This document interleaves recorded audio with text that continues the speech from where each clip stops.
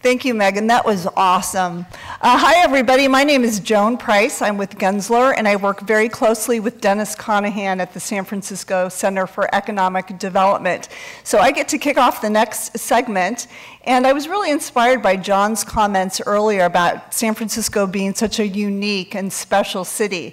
So unique and special cities really require unique, special, and collaborative thinking. This past summer, the San Francisco Chamber launched an extremely important initiative called Build SF.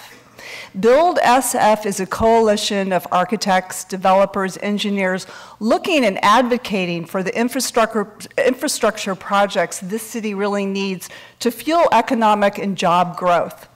And Shelly Doran, the chair of Build SF, will be leading the next panel. So I invite you to, as we did in the past panel, write down any questions, bring them to the end of the table, and we'll have questions for Shelly. Shelly leads business acquisition, external affairs, government relations for Webcor builders. She is well known. She's practiced construction management and development for more than 35 years.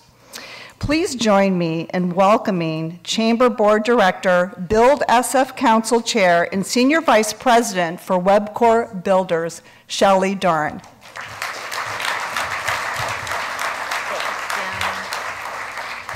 Good morning, good morning. Wasn't John Silva great? We are really unique.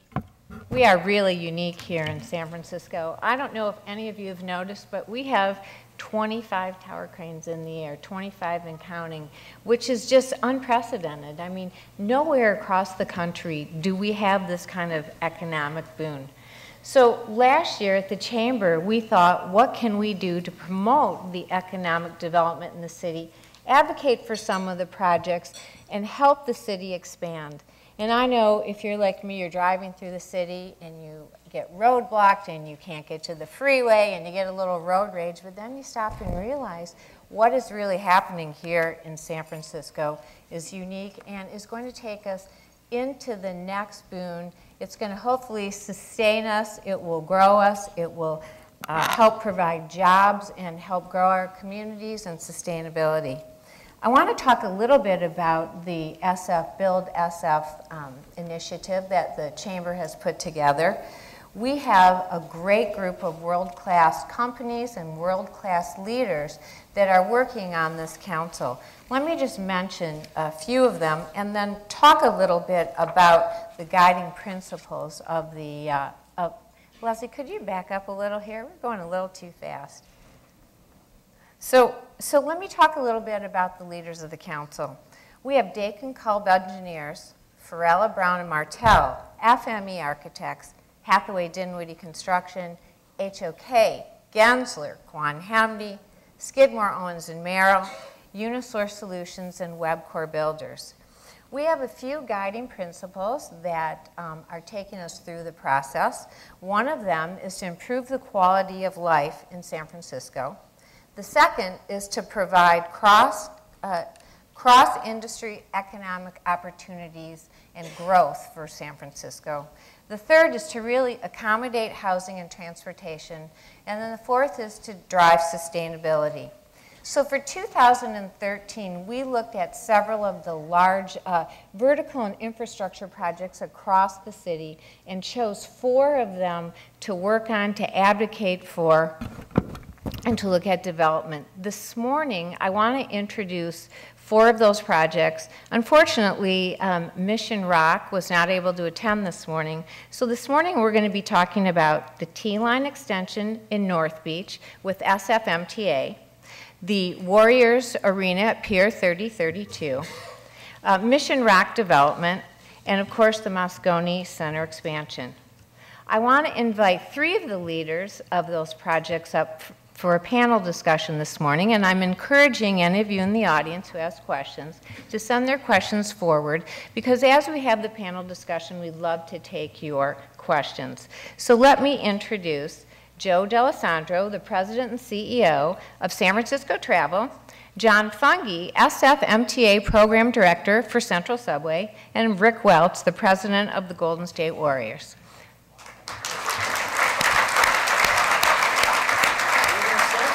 Yeah, I'll sit here. I'll sit. Okay.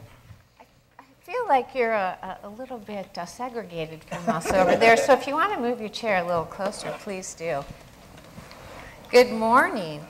So thanks for joining us this morning. I know we've pulled you away from your very busy development schedules. Everybody's on a deadline, so we appreciate you coming this morning.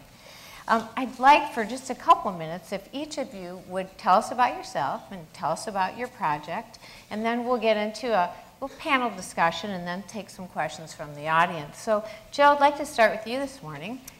Well, thank you, and it's great to be here to talk a little bit about our plans with Moscone expansion. I want to start by thanking my fellow panelists and member of my board of directors, Rick Welts, for personally doing more than anybody else in this city to allow the expansion of Moscone to go forward, and that's by diverting all the negative attention to his project. Yeah, so, right. Thank you, Rick. Thank you, Jeff. My pleasure.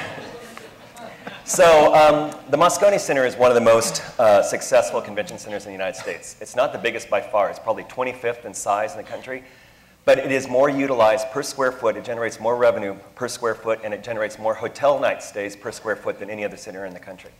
So each time a building has been added, there's been 4 phases of construction, it has immediately reached capacity. And that's what happened when we opened Moscone West about 12 years ago. So there's been talk about how to expand it to the next phase.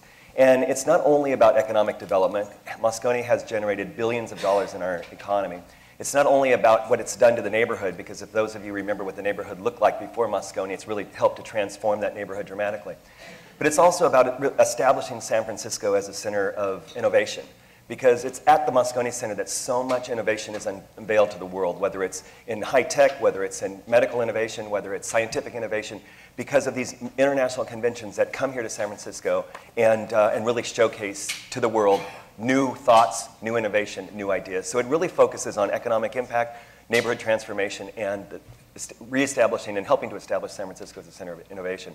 So our current project is to expand the center by adding almost 400,000 square feet of exhibit space, meeting space, and support space to the center right now. A lot of the work is going to be going underground to connect Moscone North and South exhibit halls and make them contiguous under Howard Street, and also to build new building above ground to add the needed ballroom space, exhibit space, and breakout space for meetings and technology. The groundbreaking will happen next December 2014, and hopefully the building will be open by 2018. Our goal is really to enhance the economic impact that Moscone brings to San Francisco, to allow continuous operations of the center during this time, which is going to be a very challenging thing, and the project team working on it right now is really focused on not losing business and not forcing many groups to leave during this construction. So really creative, keeping a very busy building operating while we're doing this construction, and to really allow the building to be a better presence in the neighborhood. We really want to focus Moscone. When the first building opened 32 years ago, the neighborhood looked much different than it did right now.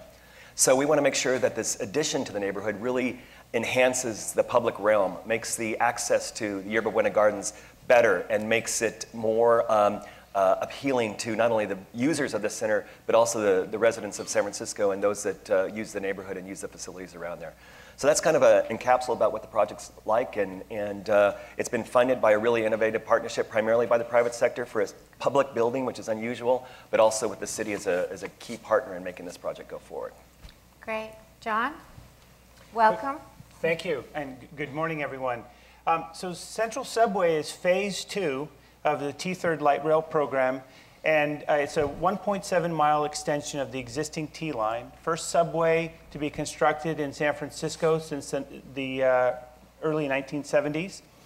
It's designed to increase capacity for our system in the north-south direction and also speed up the system. It will dramatically improve the travel times in the area. Currently, if you ride the 30, the 45, or the 8X, as I do every day, sometimes it's actually faster to walk than it would be to ride the bus. And it's a problem, that can't be fixed by just simply adding more buses onto the line. So the goal for the 4th Stockton corridor, where the subway is currently being constructed under, is to basically replicate what the agency has currently on Market Street, where you have a wonderful system where you can actually ride on the surface for a short trip or go underground for a longer trip. And that same concept is what it will be replicated along the 4th Stockton corridor under the T-line. The program is fully funded. The designs have been completed. We're currently in construction. We've awarded all our contracts. We will be significantly ramping up construction shortly. We're currently on budget, within schedule. We have our target revenue start date is January of 2019, and I hope to see everyone there riding the T-line along with me. So thank you. Thanks. Rick. Morning, Shelly. Welcome. Thank you. We have a little project that we're undertaking on the San Francisco waterfront. Any Warrior fans in the room?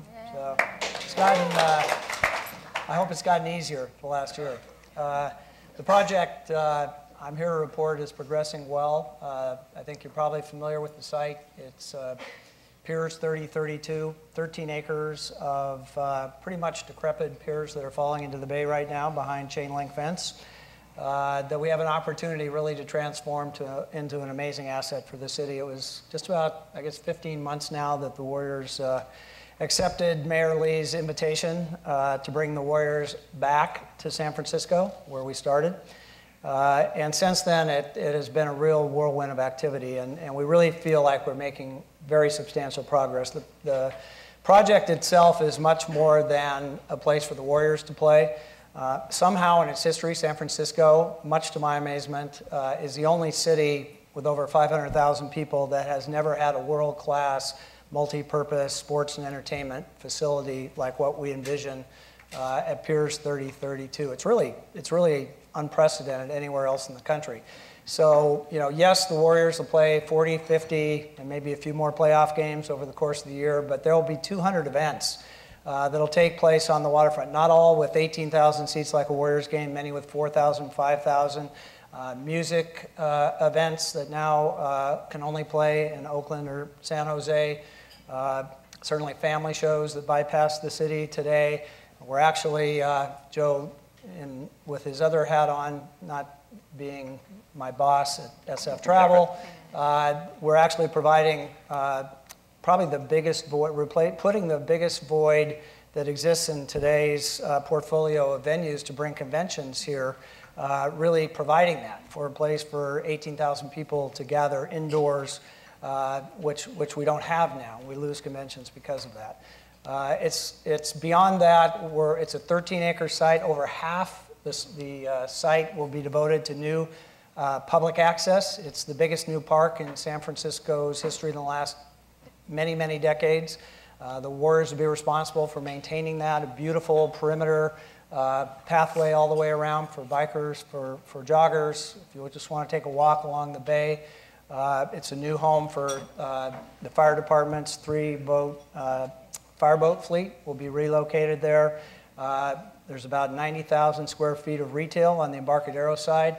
The city's also always regarded anybody willing to undertake the rehabilitation of that site would have the opportunity to develop Seawall Lot 330 on the opposite side of the street, which will include a boutique hotel and residential, in addition to some more retail.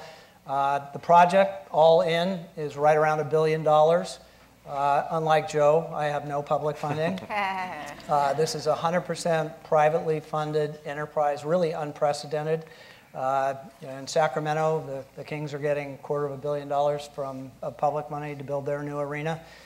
In Detroit just approved over $250 million of public money for a new downtown arena there. The Warriors are undertaking this. The Warriors are undertaking this 100% privately, no money from the general fund. And, we're in San Francisco, so obviously not everybody agrees that this is the right project at the right site. But we really feel like we're making tremendous progress and on track for an opening in 2017. Great, thanks. I have a couple of specific questions and then maybe do some round robin on the panel. So, Joe, there's been a lot of talk around town with Moscone being expanded. What will the impact be on the hotels, and how do you look at the hotel expansion, and what's your view of the future for hotel expansion? So right now, San Francisco this year has been running probably the highest hotel occupancy in the United States, which is really quite amazing. We always looked at New York as kind of in a league different from ours. But this year we have tied or potentially surpassed New York in hotel occupancy. Not in hotel rate, but in hotel occupancy. It's a big difference for hoteliers. But we believe that what will happen is that the demand for additional rooms will generate additional hotel development. It's very, very expensive to build and operate a hotel in San Francisco because of the variety of costs. So until that hotel rate gets up to a level that really supports the development, it hasn't generated a lot of hotel growth in the city for the last decade or so. But we do believe that with the continued growth in the hotel rate, the continued growth in demand for San Francisco, and with the expansion of Moscone, it will generate enough market need for that hotel development to happen.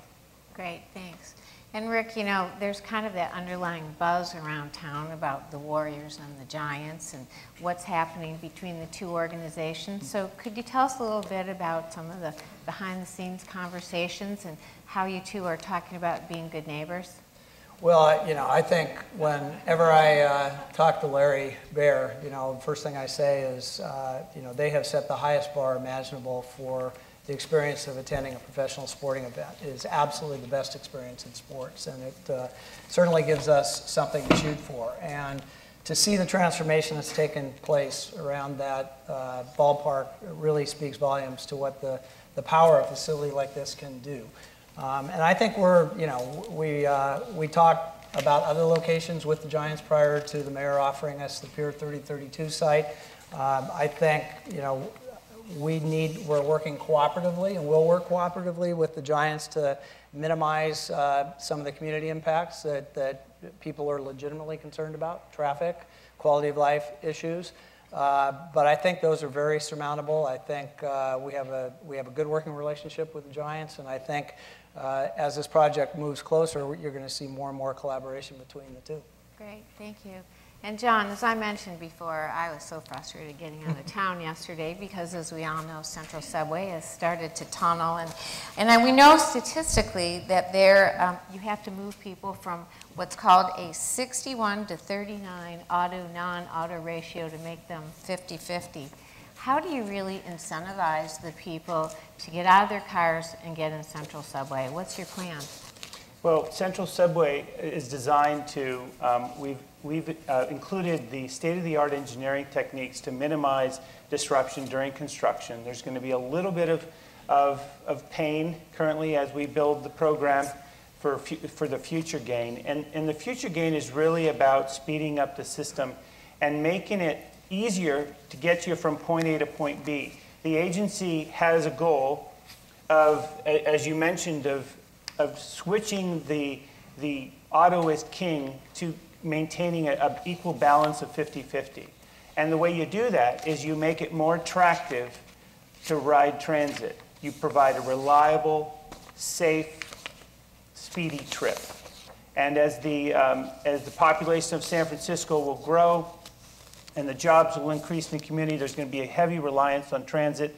And Central Subway really is the cornerstone of providing that building block, you know, one of hopefully many projects in the city that will speed up the system.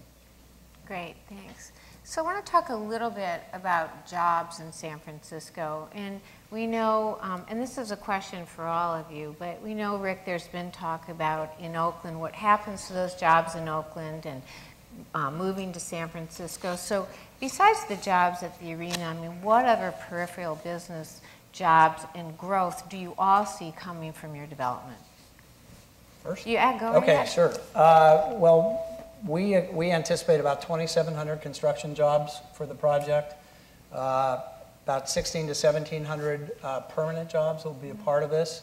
We've worked really closely with labor for early PLAs on our project, and also worked with Mike Casey at Local 2 to be able to offer transfer of employment from anybody who's currently working at Oracle Arena to be able to have a job, a similar job at our arena. So the net impact is going to be nothing but positive. From a financial standpoint, the city's own study shows that, again, there's no money from the general fund going to this project.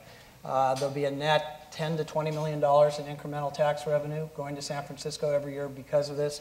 Another, by their estimation, $60 million in visitor spending that's going to be generated because of this, Thank you. this yeah, project. Joe, he's answering your questions for you. Right. Know? Yeah. So, you know, in terms of additive economically to the region, it really is the region, because you know, there's only one basketball NBA team in the Bay Area, 2 football teams, 2 baseball teams, and actually, for the majority of our fans in the East Bay, we have chosen the most accessible public transportation site, I think, probably in the Bay Area. Muni, 25 yards from the site, the Embarcadero station on BART, actually equidistant to the new arena that the Coliseum site is from Oracle Arena today, and we have a place people can walk to, you know, and so I think from every test, this is the best Bay Area location for this site, and I think it's impossible to quibble with the economic impact it's going to have positively on the region. Great, great. Joe? So it's obvious the Moscone Center has generated billions of dollars of economic impact, more than $1 billion a year, and the projection is that it'll be about $700 additional million a year in economic impact. What's important to note is that for every dollar that a visitor spends when they come to San Francisco, 70% of that dollar is spent outside of a hotel. So that's restaurants, that's retail, that's a variety of different services and transportation providers in the city. So the dollars really do get spread throughout the community. We anticipate that the center will generate about 3,500 annual new jobs that aren't in the marketplace right now, and allow our companies and our businesses to grow. You know that Apple has introduced every major new product at the Moscone Center since the beginning.